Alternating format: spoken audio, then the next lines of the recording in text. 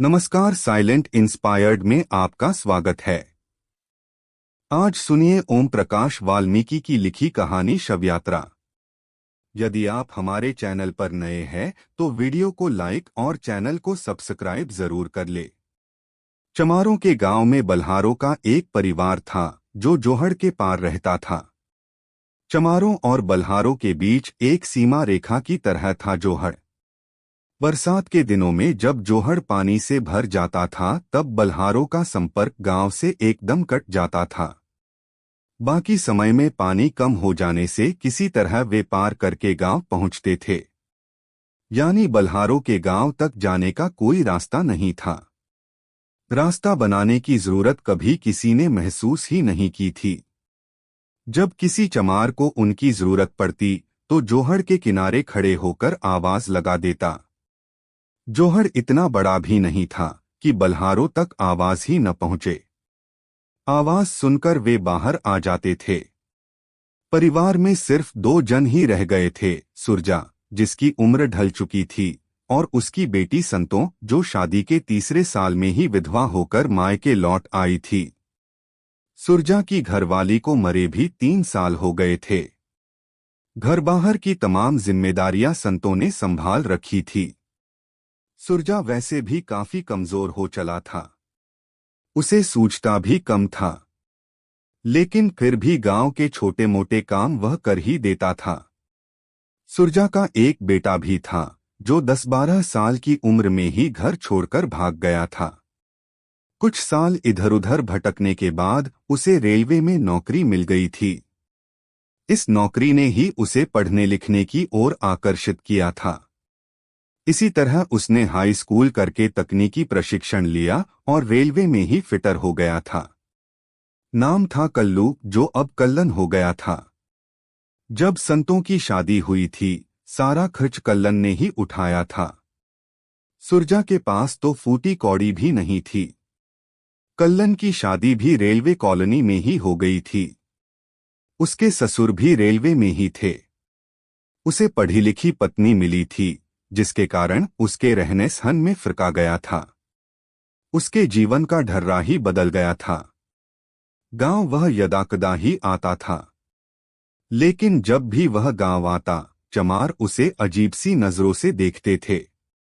कल्लू से कल्लन हो जाने को वे स्वीकार नहीं कर पा रहे थे। उनकी दृष्टि में वह अभी भी बल्हार ही था, समाज व्यवस्था में सबसे नीचे यानी अछूतों में भी अछूत। गांव में वह अपने आप को अकेला महसूस करता था। परिवार के बाहर एक भी ऐसा व्यक्ति नहीं था जिससे वह 2 घड़ी बतिया सके। गांव के पढ़े लिखे लोग भी उससे कटकते रहते थे।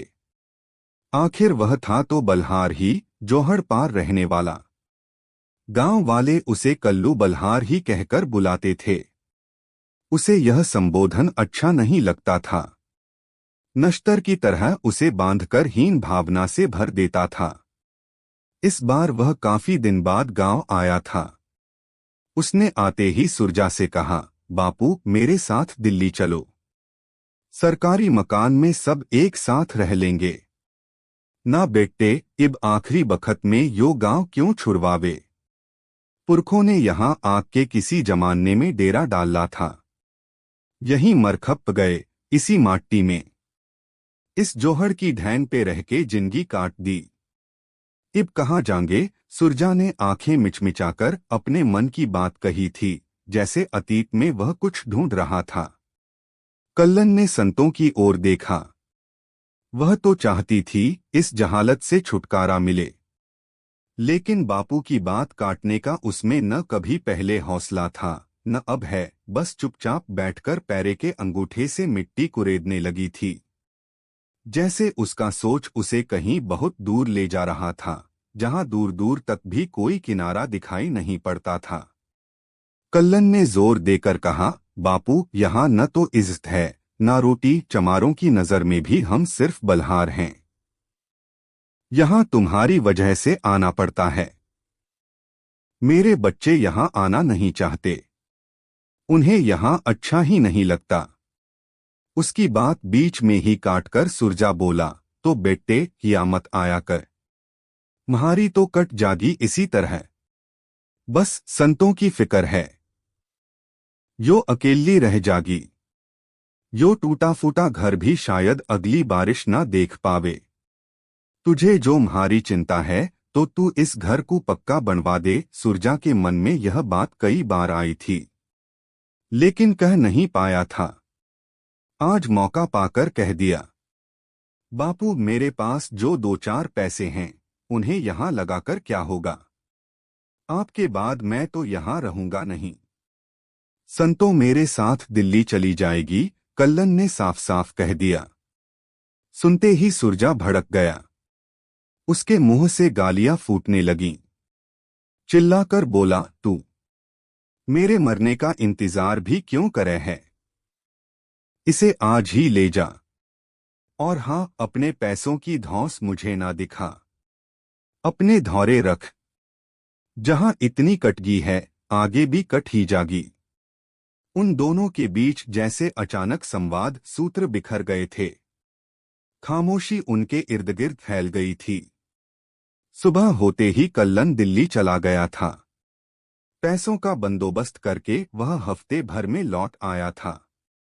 साथ में पत्नी सरोज और 10 साल की बेटी सलोनी भी आई थी। बेटे को वे उसकी ननिहाल में छोड़कर आ गए थे।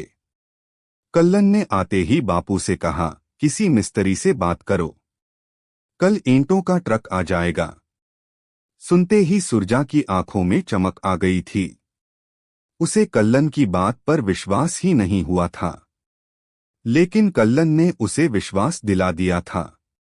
वह उसी वक्त मिस्त्री की तलाश में निकल पड़ा था। गांव में ज्यादातर मकान सूरतराम ठेकेदार ने बनाए थे। सुरजा उसी के पास पहुंचा। ठेकेदार जी, म्हारा भी एक मकान बना दो। सूरतराम ने पहले तो सुरजा को ऊपर से नीचे तक देखा। तन पर ढंग का कपड़ा नहीं और चला है पक्का मकान बनवाने। सूरतराम जल्दी में था, उसे कहीं जाना था। उसने हंसकर सुरजा को टाल दिया, आज तो टेमना है, फिर बात करेंगे। सुरजा ने हार नहीं मानी। सुबह ही वह मुहंधेरे निकल पड़ा था। पास के गांव में साबिर मिस्त्री था, पुराना कारीगर। सुरजा ने उसे अपने आने का मकसद बताया। साबिर मान गया था। ठीक है, मैं कल आके देख लूंगा, अपना मेहनताना पेशगी लूंगा। ठीक है मिस्त्री जी, कल आ जाओ। जोहड़ पे ही म्हारा घर है। सुरजा अपनी खुशी छिपा नहीं पा रहा था। लौटते समय उसके पांव जमीन पर नहीं पड़ रहे थे। कमजोर शरीर में भी जैसे स्फूर्ति भर गई थी। जब तक वह लौटकर घर पहुंचा, ईंटें आ चुकी थीं। लाल लाल ईंटों को देखकर सुरजा अपनी थकावट भूल गया था। वह उल्लास से भर उठा था। उसने ऐसी खुशी इससे पहले कभी महसूस ही नहीं की थी। जोहड़ पार ईंटें उतरती देखना गांव के लिए किसी आश्चर्य से कम नहीं था। पूरे गांव में जैसे भूचाल आ गया था। गांव के कई लोग जोहड़ के किनारे खड़े थे। रामजीलाल कीर्तन सभा का प्रधान था। रविदास जयंती पर रात भर कीर्तन चलता था। भीड़ में वह भी खड़ा था। जब उससे रहा नहीं गया तो चिल्लाकर बोला, अबे ओ सुरजा, यो ईंटें कौन लाया है? सुरजा ने उत्साहित होकर कहा, अजी बस म्हारा कल्लन पक्का घर बनवा रिया है। रामजीलाल की आंखें फटी की फटी रह गईं। अपने भीतर उठते ईर्ष्याद्वेष को दबाकर उसने कहा, यो तो चोखी बात है सुरजा, पर पक्का मकान बनवाने से पहले प्रधान जी से तो पूछ लिया था या नहीं? रामजीलाल की बात तीर की तरह सुरजा के सीने में उतर गई। उसे लगा जैसे कोई सूदखोर साहूकार सामने खड़ा धमकी दे रहा है। गुस्से पर काबू पाने का असफल प्रयास करते हुए सुरजा गुर्राया, प्रधान से क्या पूछना, फिर भी पूछ तो लेना चाहिए था, कहकर रामजीलाल तो चला गया, लेकिन सुरजा को संशय में डाल गया था। रामजीलाल सीधा प्रधान के पहुंचा। जोहड़ पार के हालात नमक मिर्च लगाकर उसने प्रधान बलराम सिंह के सामने रखे। बलराम सिंह ने उस वक्त कोई प्रतिक्रिया जाहिर नहीं की, सिर्फ सिर हिलाकर मूंछों पर हाथ फेरता रहा। प्रधान भी घाघ था। वह रामजीलाल की फितरत से वाकिफ था। उसके चले जाने के बाद वह कुछ गमगीन सा हो गया था। सुरजा बल्हार पक्का मकान बनवा रहा है, यह बात उसे बेचैन करने के लिए काफी थी। वैसे भी सुरजा गांव के लिए अब उतना उपयोगी नहीं था। यह खबर पूरे गांव में फैल गई थी, जौहर पार बल्हारों का पक्का मकान बन रहा है। रेलवे की कमाई है, ईंटों का ट्रक आ गया है। सीमेंट, रेत, बजरी, सरिये आ रहे हैं। बात फैलते फैलते इतनी फैल गई कि मकान नहीं, गांव की छाती पर हवेली बनेगी। खिड़की दरवाजों के लिए सागौन की लकड़ी आ रही है। सुना है रंगीन संगमरमर के टाइल भी आ रहे हैं। जितने मुंह उतनी बातें। अगले दिन सुबह ही प्रधान का आदमी आ धमका था जोहड़ के किनारे। सुरजा को मन मार के उसके साथ जाना पड़ा। सुरजा को देखते ही बलराम सिंह चीखा, अंटी में 4 पैसे आ गए तो अपनी औकात भूल गया। बल्हारों को यहाँ इसलिए नहीं बसाया था कि हमारी छाती पर हवेली खड़ी करेंगे। वह जमीन जिस पर तुम रहते हो हमारे बाप दादों की है। जिस हाल में हो रहते रहो, किसी को एतराज नहीं होगा। सिर उठा के खड़ा होने की कोशिश करोगे तो गांव से बाहर कर देंगे। बलराम सिंह का एक एक शब्द बुझे तीर की तरह सुरजा के जिस्म को छलनी छलनी कर गया था। सुरजा की आंखों के सामने जिंदगी के खट्टे मीठे दिन नाचने लगे, जैसे कल ही की बात हो।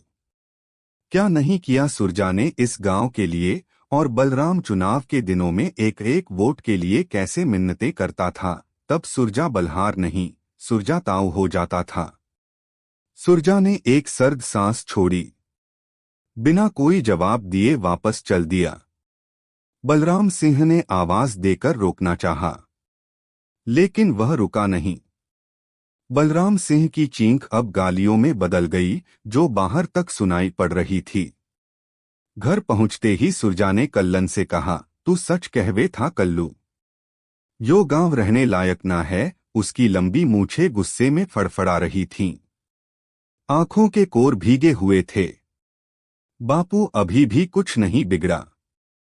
ये ईंटें तो कोई भी खरीद लेगा, ये मकान बनने नहीं देंगे। कल्लन ने सुरजा को समझाने की कोशिश की, लेकिन सुरजा ने भी जिद पकड़ ली थी, वह झुकेगा नहीं।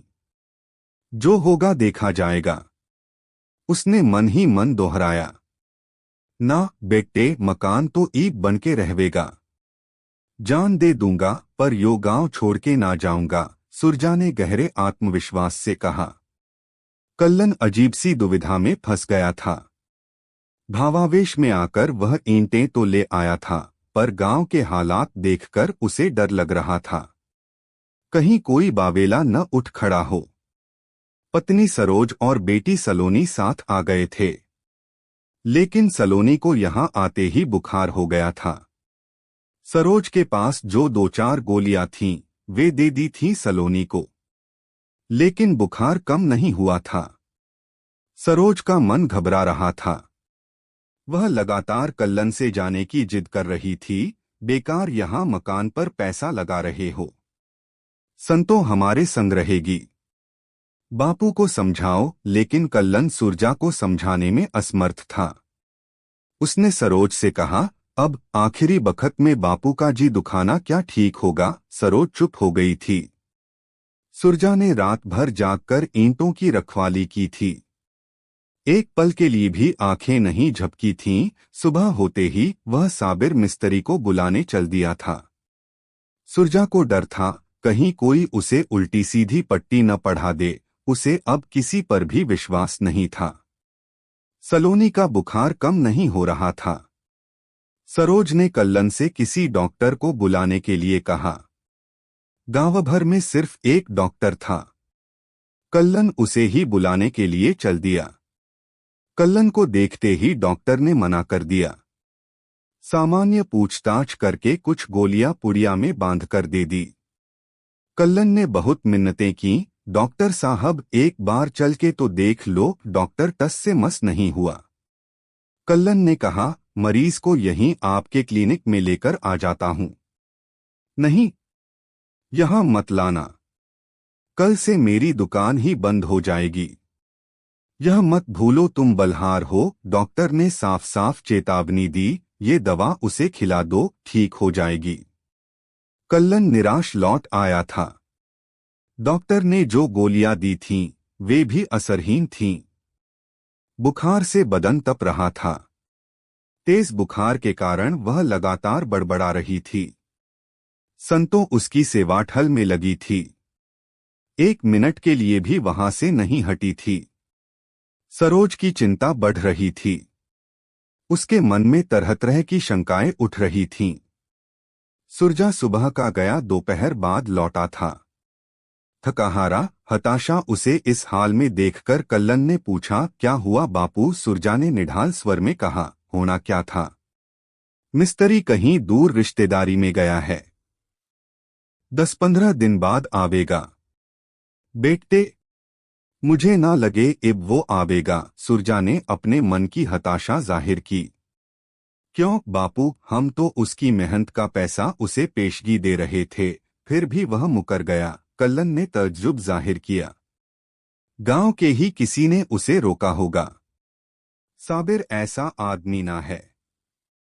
वह भी इनसे डर गया दिखे। सुरजा ने गहरे अवसाद में डूबकर कहा। दोनों गहरी चिंता में डूब गए थे। सलोनी का जी कैसा है? सुरजा ने पूछा। उसकी तबीयत ज्यादा ही बिगड़ गई है। अस्पताल ले जाना पड़ेगा। कल्लन ने चिंता व्यक्त की। किसी झाड़फूंक वाले को बुलाऊं, कहीं कुछ ओपरा ना हो? सुरजा ने मन की शंका जताई। नहीं बापू, मैं कल सुबह ही उसे लेकर शहर जाऊंगा। बस आज की रात ठीक ठाक कट जाए। कल्लन के स्वर में गहरी पीड़ा भरी हुई थी। सुरजा ने उसे ढांढस बंधाया। पूरी रात जागते हुए कटी थी। सलोनी की तबीयत बहुत ज्यादा बिगड़ गई थी। सुबह होते ही कल्लन ने सलोनी को पीठ पर लादा। उसके इर्द गिर्द ठीक से कपड़ा लपेटा। सरोज साथ थी। वे धूप चढ़ने से पहले शहर पहुंच जाना चाहते थे। शहर गांव से लगभग 8-10 किलोमीटर दूर था। आने जाने का कोई साधन नहीं था। कल्लन ने गांव के संपन्न चमारों से बैलगाड़ी मांगी थी, लेकिन बलहारों को वे गाड़ी देने को तैयार नहीं थे। पीठ पर लादकर सलोनी को ले चलना कठिन हो रहा था। वह बार बार पीठ से नीचे की ओर लुढ़क रही थी। कल्लन की पत्नी सहारा देते हुए उसके पीछे पीछे चल रही थी। वे जल्दी से जल्दी शहर पहुंचना चाहते थे, लेकिन रास्ता काटे नहीं कट रहा था। जैसे जैसे धूप चढ़ रही थी, सलोनी का जिस्म निढाल हो रहा था। उसकी सांसें धीमी पड़ गई थीं। शहर लगभग आधा किलोमीटर दूर रह गया था। अचानक कल्लन को लगा जैसे सलोनी का भार कुछ बढ़ गया है। बुखार से तपता जिस्म ठंडा पड़ गया था। उसने सरोज से कहा, देखो तो सलोनी ठीक तो है। सलोनी के शरीर में कोई स्पंदन ही नहीं था। सरोज दहाड़ मारकर चीख पड़ी थी, मेरी बेटी को क्या हो गया? देखो तो यह हिल क्यों नहीं रही? उसने रोते हुए कहा। कल्लन ने सलोनी को पीठ से उतारकर सड़क के किनारे लिटा दिया था। वह हताश ठगासा खड़ा था। उसके अंतस में एक हड़कंप सी मच गई थी। 10 वर्ष की जीती जागती सलोनी उसके हाथों में ही मुर्दा जिसमें बदल गई थी। सब कुछ आंखों के सामने घटा था। वे जोर जोर से चीखकर रो रहे थे। रास्ता सुनसान था। उनकी चीखें सुनने वाला भी कोई दूर दूर तक नहीं था। वे काफी देर इसी तरह बैठे रोते रहे। उन्हें सूझ ही नहीं रहा था क्या करें। सड़क किनारे कच्चे रास्ते पर सलोनी के शव को लिए वे तड़प रहे थे। काफी देर बाद एक व्यक्ति शहर की ओर से आता दिखाई पड़ा। उन्हें उम्मीद की एक झलक दिखाई दी। शायद आने वाला उनकी कोई मदद करे। राहगीर क्षण भर उनके पास रुका। लेकिन बिना कुछ कहे आगे बढ़ गया। शायद उसने उन्हें पहचान लिया था। उसी गांव का था। कल्लन को लगा इंसान की जात ही सब कुछ है। आखिर वे उठे और बेटी का शव कंधों पर रखकर गांव की ओर लौट चले। कंधों पर जितना बोझ था उससे कहीं ज्यादा बोझ उनके भीतर समाया हुआ था। सलोनी के बचपन की किलकारियां रह रहकर उनकी स्मृतियों में कुलांचे भर रही थीं। भारी मन से वे सलोनी का शव उठाए गांव की ओर बढ़ रहे थे। रास्ता जैसे खत्म ही नहीं हो रहा था। जितना समय शहर के पास पहुंचने में लगा था उससे ज्यादा गांव पहुंचने में लग रहा था। सरोज का हाल बहुत ही चिंताजनक था। वह सिर्फ घिसट रही थी। टूट तो कल्लन भी गया था लेकिन किसी तरह स्वयं को संभाले हुए था। सरोज अधमरीसी हो गई थी। उससे चला नहीं जा रहा था। सुरजा ने उन्हें दूर से ही देख लिया था। पहचाना तो उन्हें पास आने पर ही, लेकिन दूर से आती आकृतियों को देखकर उसने अंदाजा लगा लिया था। वे जिस तरह सलोनी को ला रहे थे देखकर उसका माथा ठनका। वह घर से निकलकर सड़क तक आ गया था। सलोनी का शव देखकर वह स्वयं को नहीं संभाल पा रहा था। वह तड़प उठा था। जमीन पर दोहत्थड़ मार मार कर वह रोने लगा था। कल्लन की आंखों से भी बेतहाशा आंसू बह रहे थे। उनका रोना धोना सुनकर संतो भी आ गई थी। उन्हें ढांढस बंधाने वाला कोई नहीं था। शहर से लौटने में उन्हें वैसे ही समय ज्यादा हो गया था। किसी को बुलाने के लिए भी समय नहीं था। रात भर इंतजार करने की स्थिति में नहीं थे।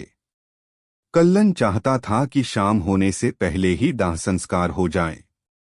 सलोनी के शव को देखकर सरोज बार बार बेहोश हो रही थी। समस्या थी लकड़ियों की। दाह संस्कार के लिए लकड़ियां उनके पास नहीं थीं। सुरजा और संतो लकड़ियों का इंतजाम करने के लिए निकल पड़े थे। उन्होंने चमारों के दरवाजों पर जाकर गुहार लगाई थी, लेकिन कोई भी मदद करने को तैयार नहीं था। घंटा भर भटकने के बाद भी वे इतनी लकड़ी नहीं जुटा पाए थे कि ठीक से दाह संस्कार हो सके। घर में उपले थे। संतों ने कहा, लकड़ियों की जगह उपले ही ले जाओ। चमारों का शमशान गांव के निकट था, लेकिन उसमें बलहारों को अपने मुर्दे फूंकने की इजाजत नहीं थी। कल्लन की मां के समय भी ऐसी ही समस्या आई थी। चमारों ने साफ मना कर दिया था। गांव से बाहर 3-4 किलोमीटर दूर ले जाकर फूंकना पड़ा था। इतनी दूर सलोनी के शव को ले जाना, लकड़ी उपले भी ले जाने थे। सुरजा और कल्लन के अलावा कोई नहीं था जो इस कार्य में हाथ बंटा सकता था। बलहारों के मुर्दे को हाथ लगाने या शवयात्रा में शामिल होने गांव का कोई भी व्यक्ति नहीं आया था। जात उनका रास्ता रोक रही थी।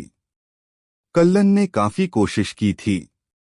वह रविदास मंडल, डॉक्टर अंबेडकर युवक सभा के लोगों से जाकर मिला था, लेकिन कोई भी साथ आने को तैयार नहीं था। किसी न किसी बहाने वे सब कन्नी काट गए थे। रेलवे कॉलोनी में अंबेडकर जयंती के भाषण उसे याद आने लगे थे। उसने उन तमाम विचारों को झटक दिया था। गहरी वितृष्णा उसके भीतर उठ रही थी। उसे लगा वे तमाम भाषण खोखले और बेहद बनावटी थे। कल्लन ने सुरजा से कहा, बापू, और देर मत करो। उन दोनों ने कपड़े में लिपटे सलोनी के शव को उठा लिया था। स्त्रियों के शमशान जाने का रिवाज बलहारों में नहीं था, लेकिन संतों और सरोज के लिए इस रिवाज को तोड़ देने के अलावा कोई और रास्ता नहीं बचा था। संतों ने लकड़ियों का गट्ठर सिर पर रखकर हाथ में आग और हांडी उठा लिए थे। पीछे पीछे सरोज उपलों भरा टोकरा लिए चल पड़ी थी। इस शवयात्रा को देखने के लिए चमारिनें अपनी छतों पर चढ़ गई थीं।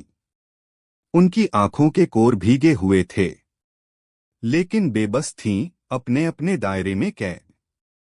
बलहार तो आखिर बलहार ही थे। अपने ही नहीं, उन्हें तो दूसरों के मुर्दे भी ढोने की आदत थी।